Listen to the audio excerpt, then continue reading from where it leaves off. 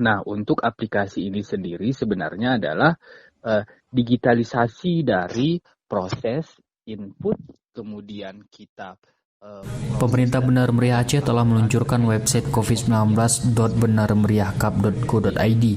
Web itu mempermudah petugas dalam penanganan COVID. Web itu saat ini juga terus dikembangkan. Petugas sedang merancang agar web tersebut dapat dipakai untuk menunjang rencana program vaksinasi. Ketua tim Rizkiwan Oktabina mengatakan, web itu sudah terintegrasi dengan sistem informasi desa. Ini artinya, kata Rizky, web tersebut cukup efektif untuk dijadikan sebagai penunjang pelaksanaan program vaksinasi.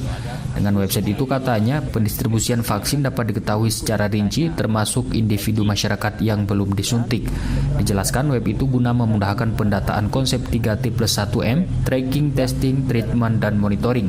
Dengan adanya web itu diharapkan dapat mempermudah pengumpulan, pengolahan, dan pelaporan data penanganan COVID-19 di Kabupaten Benar Meriah. Jadi dengan adanya aplikasi ini tentu kita berharap memudahkan. Kita juga sedang berpikir kalau memang nanti misalnya secara nasional tidak ada aplikasi untuk vaksin, kita akan gunakan aplikasi ini untuk bisa mendata berapa penduduk yang sudah kita lakukan vaksinasi. Karena kelebihan dari aplikasi kita ini adalah sudah terintegrasi ke dalam sistem informasi desa atau SID Kabupaten Benar Meriah yang dikembangkan oleh Dinas Komunikasi dan Informasi dengan bekerjasama dengan DPMK Kabupaten Benar Meriah. Dikutip RRI di situs resmi Dinkes Aceh pada Minggu malam, kasus positif COVID di Benar Meriah 168 orang, 6 dirawat, 156 sembuh, dan 6 meninggal dunia. Muhammad Sanusi, RRI Takengon, melaporkan.